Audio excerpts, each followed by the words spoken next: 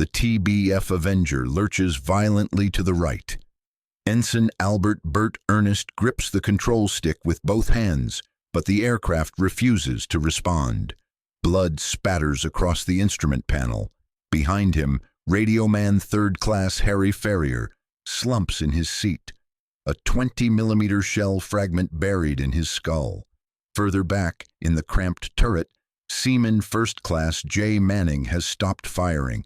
He will never fire again. It is 0842 hours, June 4th, 1942.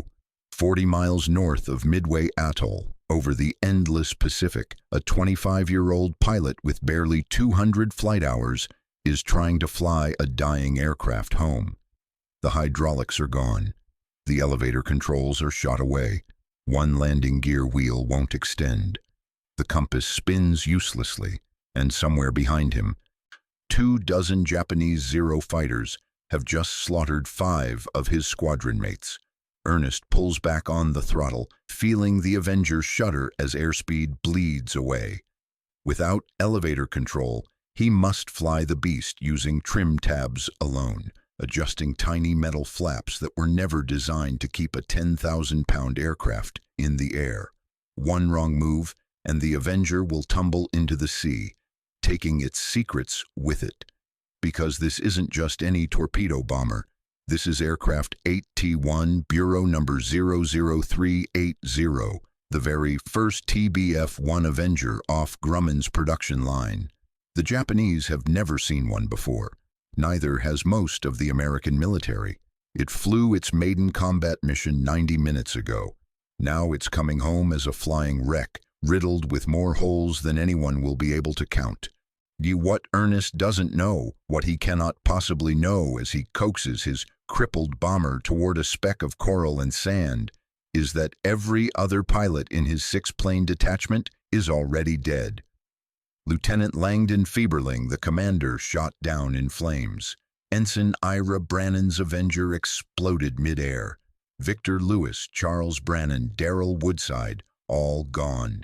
15 men launched from Midway this morning to attack the most powerful carrier strike force ever assembled.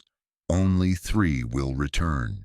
And in 90 minutes, when Earnest's shattered Avenger finally touches down, when mechanics count the bullet holes and pull fragments from Ferrier's skull, they will discover something the Navy High Command never anticipated. Their newest weapon has a fatal flaw. Their tactics are suicide. And the Japanese defensive screen is far more lethal than anyone imagined. But right now, at this moment, Bert Earnest has only one job: survive the next 40 miles.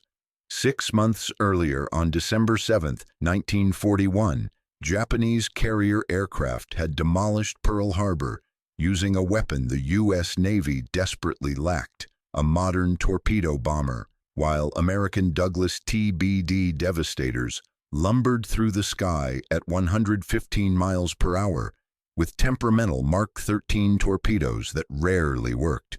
Japanese Nakajima B-5N Kates struck with devastating precision. The crisis was existential.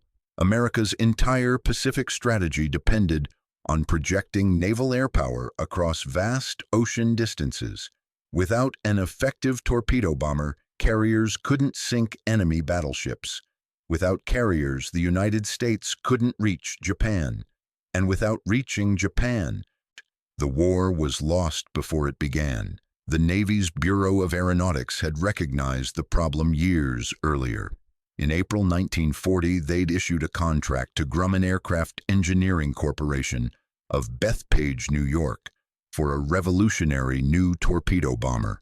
The XTBF-1 prototype first flew on August 7, 1941, 4 months before Pearl Harbor, but development was painfully slow.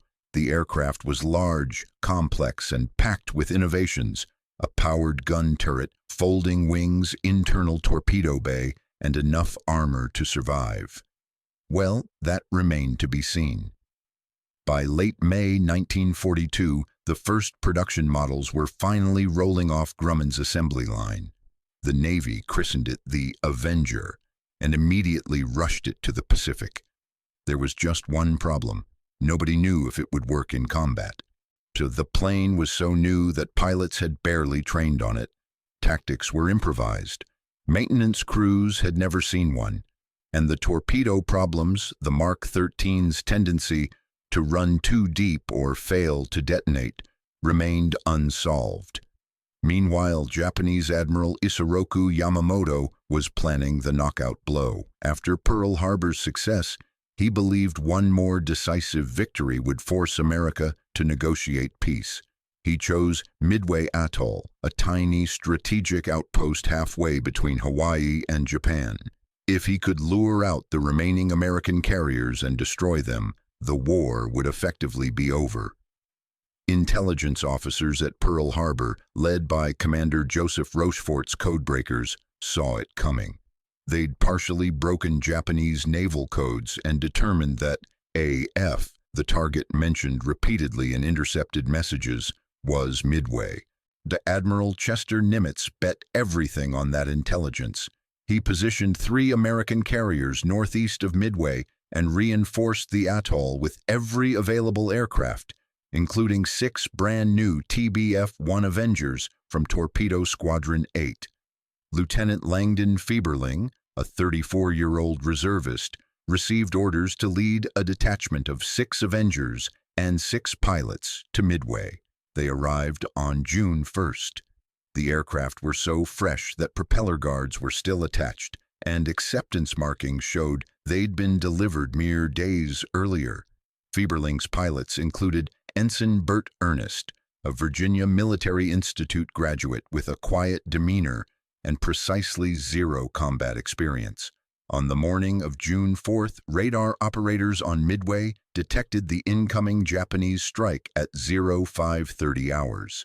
Waves of dive bombers and fighters pounded the atoll's installations, setting fuel tanks ablaze and cratering runways. As soon as the attack subsided, Marine Major Lofton Henderson ordered every flyable aircraft to launch immediately. Find the Japanese carriers. Attack. Don't come back without hitting them. At 0710, Fieberling's 6 Avengers roared down Midway's damaged runway alongside 4 Army B-26 Marauder bombers. Their target, Admiral Chuichi Nagumo's Kido Butai. 4 fleet carriers protected by destroyers, cruisers, and a swarm of 0 fighters. The combined strike force had no fighter escort. They wouldn't need one, the planners thought. The new Avengers were tough. They had armor. They could survive. Nobody had asked the most obvious question.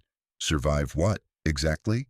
The answer was waiting 150 miles northwest, and it would rewrite American naval aviation doctrine forever.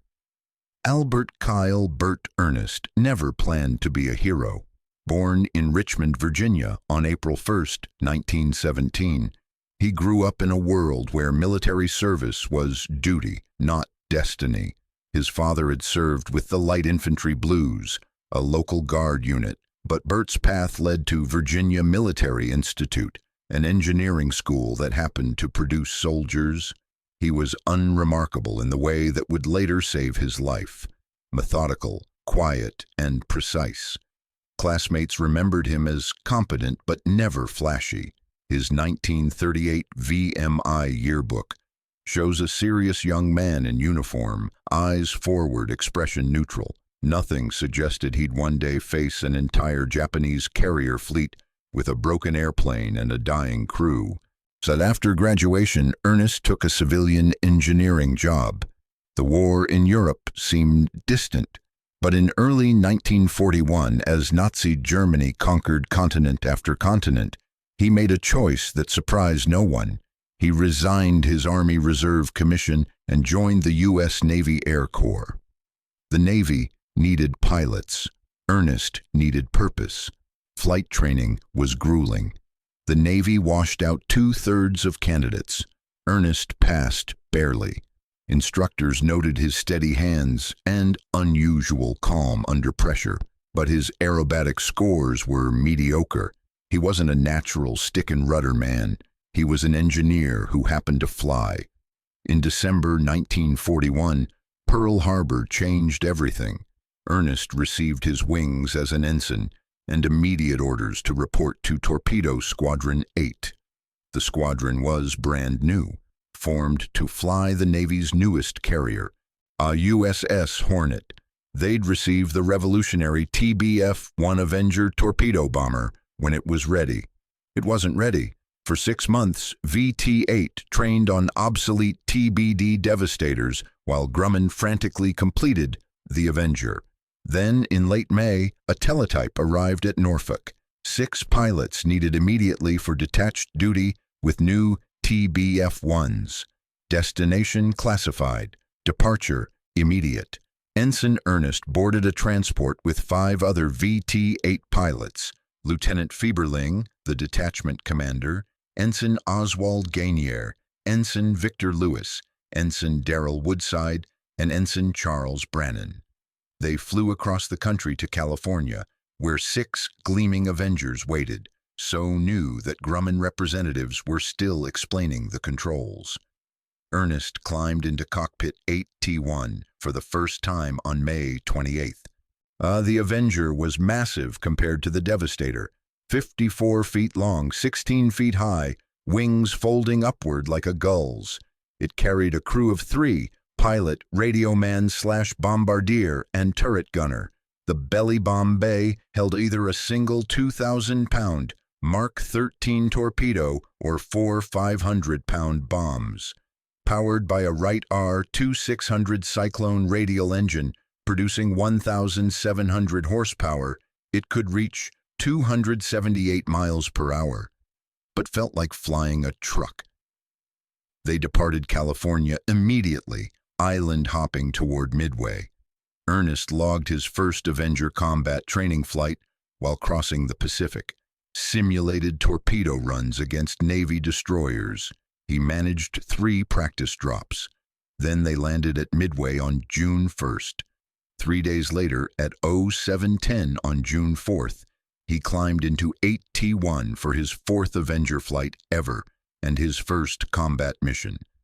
Behind him sat RM-3C, Harry Ferrier, 19 years old, from Massachusetts. In the turret, AMM-3C J Manning, 26, from California. None of them knew they were about to test the Avenger in the most brutal circumstances imaginable. The story of the Avenger begins not at Midway, but in a cramped Long Island factory where Leroy Grumman, a former test pilot turned aircraft designer, faced an impossible challenge: build a torpedo bomber that could survive what no torpedo bomber had ever survived. Grumman understood the fundamental problem. Torpedo attacks required aircraft to fly low, slow, and straight, directly into the teeth of enemy anti-aircraft fire. The torpedo had to be dropped from specific altitude, under 300 feet, specific speed, under 150 knots, and specific angle, level flight. Any deviation and the torpedo would either break apart on impact or run too deep. This meant torpedo bombers were flying targets for every gun in the enemy fleet.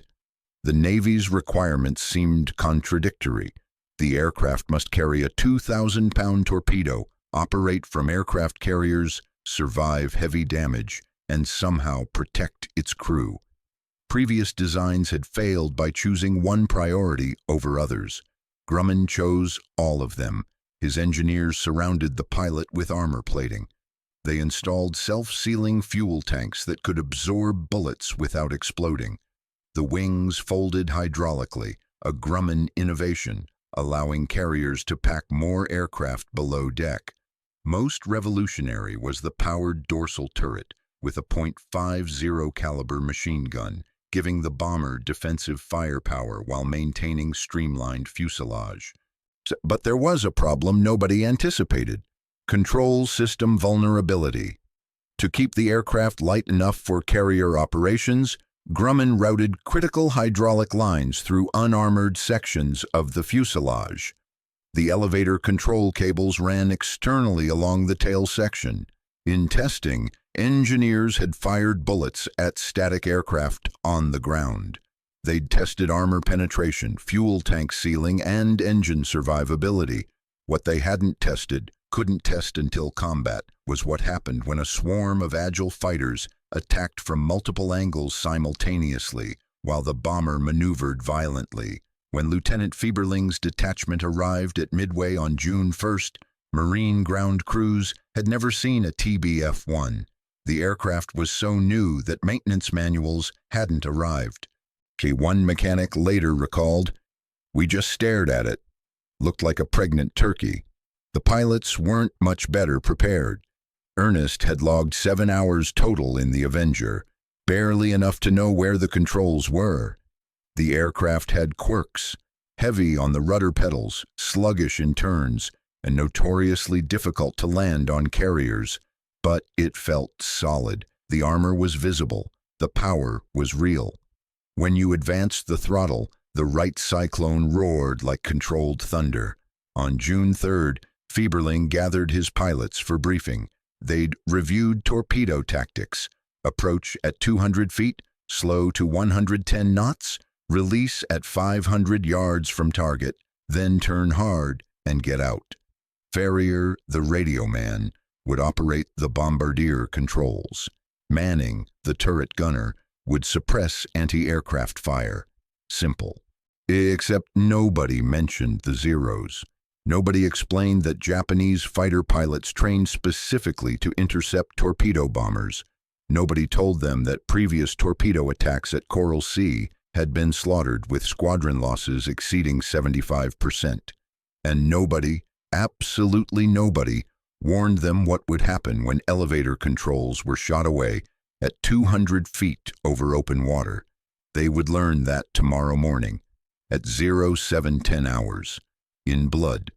If you're finding this story as gripping as I am, make sure you're subscribed to Last Words with notifications on. We bring you these untold stories of impossible courage every week. And if you think someone needs to hear Bert Earnest's story, share this video. History like this deserves to be remembered. Now, let's talk about what happened when those 6 Avengers found the Japanese fleet. The 6 Avengers roar northwest at 5,000 feet, following compass headings toward the last reported Japanese position. At 0820, they spot the enemy. 4 massive aircraft carriers steaming in formation, surrounded by a protective screen of battleships, cruisers, and destroyers. It's the most powerful naval strike force ever assembled, the same fleet that devastated Pearl Harbor 6 months ago. Lieutenant Fieberling doesn't hesitate. He orders the attack. They push over into their descent. What happens next will be dissected by naval analysts for decades. But for the men in those cockpits, analysis is irrelevant. They're about to discover that every assumption about the Avengers' survivability is catastrophically wrong. At 3,000 feet, the Japanese Combat Air Patrol spots them. 24 Mitsubishi I-6M0 fighters, sleek, agile, and flown by veterans who've been perfecting intercept tactics since China, turn toward the lumbering bombers. The Zeros are faster, more maneuverable, and designed specifically for this mission: shred torpedo bombers before they can launch. Earnest watches the Zeros come. They don't attack head-on as expected. Instead, they split into pairs, positioning themselves on the Avenger's vulnerable stern quarters. It's a practiced maneuver, and it's devastatingly effective. The first Zero slashes past Fieberling's lead aircraft, 7.7mm machine guns and 20mm cannons tearing into the fuselage. The commander's Avenger shudders, trails smoke, and begins a slow spiral toward the ocean. No parachutes, no survivors. Ensign Gainier's aircraft explodes in midair. The turret gunner is thrown clear, but his parachute never opens. Earnest pushes his stick forward, diving toward the ocean. Harry Ferrier, in the radio seat behind him, arms the torpedo and prepares for release. Above and behind, J. Manning swings the dorsal turret, tracking Zeros as they swoop past.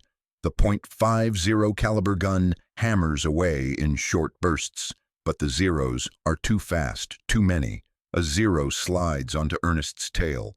20mm shells punch through the Avenger's tail section. The elevator control cables, external and unarmored, snap like threads. Instantly, the aircraft noses down. Earnest hauls back on the stick. Nothing happens. The Avenger continues its dive toward the waves. "I've lost elevator control," Earnest shouts into the intercom. No response. He glances over his shoulder. Ferrier is slumped forward, blood streaming from his head.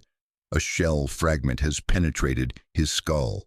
In the turret, Manning has stopped firing. He's dead, still strapped in his seat.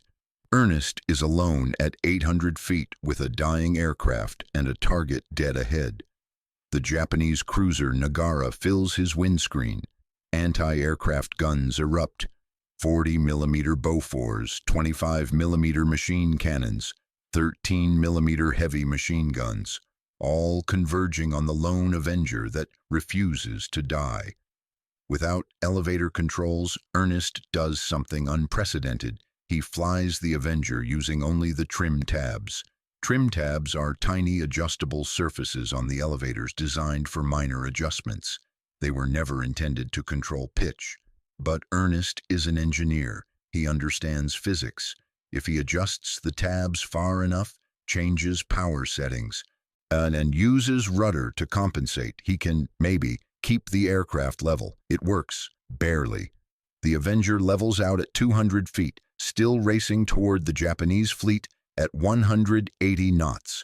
Earnest doesn't release the torpedo. His bombardier is unconscious or dead. The torpedo release mechanism requires bombardier operation, and he's too busy keeping the aircraft airborne. Instead, he turns hard right, using nothing but rudder and ailerons, and skims across the wave tops as every gun in the fleet opens fire. Behind him, Lewis's Avenger hits the water in flames. Brannan and Woodside are shot down seconds later. In less than 3 minutes, 5 of 6 Avengers have been destroyed. 15 men are dead or dying. 0 torpedoes have hit their targets. The room, figuratively speaking, because this realization happens across dozens of debriefings over the following days, erupts. Naval commanders who'd championed the Avenger as an invulnerable bomber are confronted with brutal reality. It's tough, yes, but not tough enough. The external control cables are a fatal design flaw. The lack of fighter escorts is suicidal. The tactics are fundamentally broken. But in this moment, at 0842 hours, on June 4th, 1942, there's no debate. There's only Bert Earnest coaxing a shattered Avenger toward home, 40 miles away, flying an aircraft that shouldn't be flyable. For 37 agonizing minutes, Earnest flies 8T1 southwest toward Midway, using landmarks, instinct, and prayers. Ferrier regains consciousness briefly, blood obscuring his vision, before passing out again. Manning doesn't move. The Avenger shudders and groans with every adjustment. At 0919, the coral speck of Midway appears on the horizon. Earnest now faces a challenge no test pilot ever simulated. Land a hydraulically dead aircraft with no elevator controls, 1 non-extending landing gear, and a crew that can't help. He radios ahead. 8T1 returning, heavy damage, need emergency landing. The tower clears him immediately. Crash crews scramble. Medics stand by. Earnest approaches Midway from the southwest, descending slowly using trim tabs. He can't risk a conventional landing pattern with turns. Without elevator authority, any aggressive maneuver could send him into the ocean. Instead, he lines up miles out, maintaining a shallow descent that's more controlled crash than landing. The landing gear becomes his next problem. He cycles the emergency hydraulic release. The left gear drops and locks. The right gear extends halfway and jams. Earnest has a split-second decision.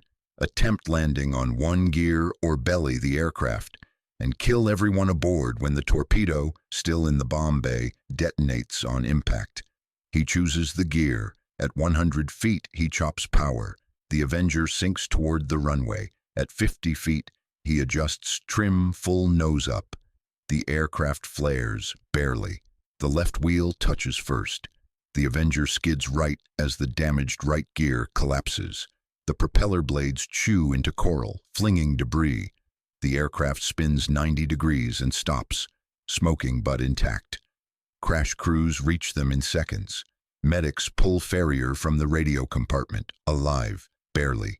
They extract Manning from the turret, dead, killed instantly during the attack. Earnest climbs out uninjured physically. Within an hour, maintenance crews swarm 8 T-1. What they discover shocks everyone. More than 120 bullet and cannon shell holes. Both elevator cables severed, hydraulic lines perforated, the rudder damaged in 3 places, the turret jammed. Fuel tanks riddled. The self-sealing technology saved Earnest's life, preventing explosion. One shell had passed through the cockpit inches from Earnest's head, penetrating the instrument panel and exiting through the canopy. Photographers document everything. The photographs become classified evidence in the most important after-action report the Navy will conduct that year. Of the 6 Avengers that launched from Midway, only 8 T-1 returned. Of 18 crew members, 3 survived. Earnest, Farrier, after emergency surgery to remove shell fragments from his skull, and nobody else. VT-8's carrier-based detachment, flying obsolete TBD Devastators, suffered even worse. 15 aircraft launched from USS Hornet that same morning. All 15 were shot down, 29 men killed. Only one survivor, Ensign George Gay, floating in his life jacket amidst the Japanese fleet for hours before rescue. The statistics were devastating. Torpedo Squadron 8, combining both land-based and carrier-based aircraft, suffered 93% casualties. The Avenger's combat debut had been a disaster. 0 torpedoes hit enemy ships. 0 carriers were damaged by torpedo attacks. But here's what the post-battle analysis revealed, and why Earnest's survival changed everything. The Avenger could absorb catastrophic damage and keep flying. The 5 Avengers were shot down, yes, but only after absorbing hits that would have instantly destroyed TBD Devastators. Earnest's aircraft alone absorbed enough ordnance to down 3 Devastators. The self-sealing fuel tanks worked perfectly. The armor protected pilots from frontal attacks. The powered turret allowed defensive fire. The problem wasn't the aircraft's toughness. It was everything around it. First, tactics. Sending unescorted torpedo bombers against alerted carriers with active CAP, combat air patrol, was suicide. The Navy immediately revised doctrine. Torpedo attacks required fighter escort and dive bomber coordination to suppress CAP. Second, control system design. Grumman engineers, reviewing 8 T-1's damage, immediately redesigned the elevator control system. Within months, production Avengers featured armored control cable runs and redundant hydraulic systems. The external cables were moved internally. Vulnerable systems were protected. Third, torpedo technology. Not a single Mark 13 torpedo launched at Midway functioned correctly. They ran too deep, failed to detonate, or broke apart on water impact. This forced a complete redesign of the Mark 13, a redesign that wouldn't be completed until late 1943. But the most important lesson came from what Earnest did: improvise. His decision to fly using trim tabs alone, an impossible maneuver according to every training manual, proved that determined pilots could overcome catastrophic aircraft damage. This knowledge saved hundreds of lives later in the war, when damaged Avengers limped home using techniques Earnest pioneered in those desperate minutes over the Pacific. Harry Farrier, after recovering from his injuries, returned to combat and flew 50 more missions. He survived the war and later said, "Bert Earnest saved my life. I was unconscious, couldn't help, couldn't do anything, He flew that broken airplane home alone, and he brought me with him. The Japanese perspective adds brutal context. Vice Admiral Chuichi Nagumo's after-action report noted, enemy torpedo bombers attacked with determination, but showed poor tactical coordination. Their aircraft appeared heavily armored and difficult to destroy, requiring multiple attacks. Despite heavy damage inflicted, the torpedo attacks caused no damage to our ships. 0-0s were shot down by the Avengers. Manning and the other turret gunners claimed hits, but none were confirmed destroyed. The battle, at least for VT-8, was a complete tactical failure, yet strategically it was a crucial sacrifice. While torpedo bombers drew Japanese fighters down to wave height, American SBD Dauntless dive bombers attacked from above, unopposed. At 10:25 hours, barely 2 hours after Earnest's ordeal, dive bombers struck the Japanese carriers Akagi, Kaga, and Soryu, setting them ablaze. The fourth carrier, Hiryu, was destroyed later that afternoon. 4 Japanese carriers gone. The tide of the Pacific War irreversibly turned. Torpedo Squadron 8 received credit for the victory, not because they sank ships, but because their sacrifice positioned American dive bombers for the killing blow. Earnest received 2 Navy Crosses, one for pressing the attack despite catastrophic damage, another for bringing 8T1 home. Ferrier received a Purple Heart. Manning was posthumously awarded the Distinguished Flying Cross. The Avenger went on to become one of the most successful naval bombers of World War II. But none of that happens without what Bert Earnest proved on June 4, 1942. If you're enjoying these deep dives into forgotten history, this channel is built on your support, so please hit the like button. It genuinely helps more people discover these stories. And check out our video on related topic, where we explore another moment that changed everything. Now, let's talk about what happened next. The Avengers' story didn't end at Midway. It began there. Grumman immediately incorporated combat lessons into production. By late 1942, improved TBF Avenger models featured armored hydraulic lines, redundant control systems, and increased firepower. The Avenger became the Navy's standard torpedo bomber for the entire war. More than 9,836 were built by Grumman and General Motors' Eastern Aircraft Division, making it one of the most produced naval aircraft in history.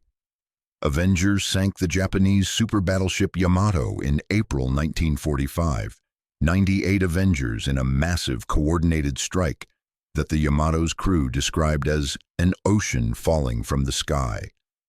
They destroyed approximately 30 submarines, including the cargo submarine I-52. They provided anti-submarine protection for Atlantic convoys. They launched rockets against Pacific Island fortifications. Future President George H.W. Bush flew Avengers, surviving being shot down over Chichijima. The Royal Navy's Fleet Air Arm flew them against German battleships. The aircraft proved nearly indestructible, a reputation earned in Bert Earnest's desperate flight home. Bert Earnest never sought fame. After Midway, he continued flying combat missions in the Pacific, eventually commanding his own squadron. He received promotions, more decorations, and finally retired as a captain in the Navy Reserve. He settled in Virginia Beach, Virginia, married, raised a family, and rarely spoke about June 4, 1942. When asked about his actions, he'd shrug, "I just tried to bring my crew home." Harry Ferrier, the wounded radio man who survived with shell fragments in his skull, did speak publicly, but only late in life.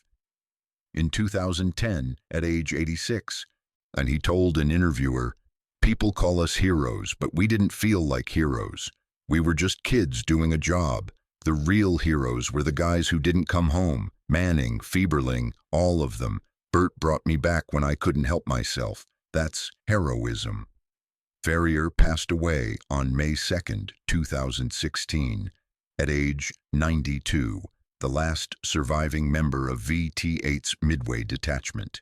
His obituary noted, he never sought recognition for his service. He simply said, "We did what we had to do." Earnest died in 2009 at age 92, his passing noted locally but largely unknown nationally. No parades, no national news coverage, just a quiet funeral attended by family and a handful of veterans who understood what he'd done. Today, only a handful of airworthy Avengers remain. They fly at air shows, painted in World War II markings, their distinctive engine roar reminding crowds of an era when young men climbed into untested aircraft and faced impossible odds. None are marked 8T1. That specific aircraft was repaired, returned to service, and eventually scrapped after the war. But its legacy endures. Every modern naval aircraft features redundant control systems, armored vital components, and design philosophies born from lessons learned over Midway. The Navy's current maritime patrol aircraft, the Boeing P-8 Poseidon, can trace its doctrinal lineage directly to the Avenger. The aircraft that flies anti-submarine missions today does so because Bert Earnest proved that survivability, properly engineered, wins wars.